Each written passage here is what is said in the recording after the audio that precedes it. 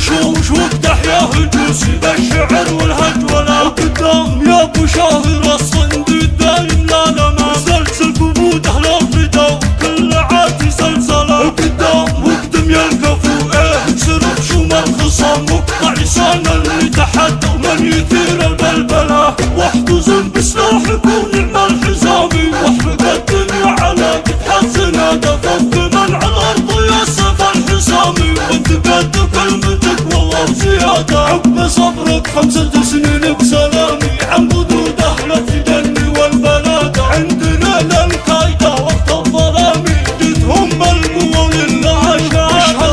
واشهد انك خدت حقك بالتمامي يا شبيه الليثي يا صلى مرادة وانت يا عبد الله لك شان ومقامي تدفع الكلمة بفعلك واعتمادها في مدحك والله ما يجيني ملامي تستحق المدح كل والشادة في مدحك والله ما يجيني ملامي تستحق المدح كل والشادة يا هاج سيدك التحية ثم ثني بالسلام العيون ابو شاهر عميد الطيب راعي المرجلة افتح مكسر يا دين القوافي افتحها وشوش وافتح يا هجوسي بالشعر والهجولة وقدام يا ابو شاهر الصندوق دايم لا لما سلسل قبود اهل الرضا وكل عادي زلزلة وقدام يا الكفو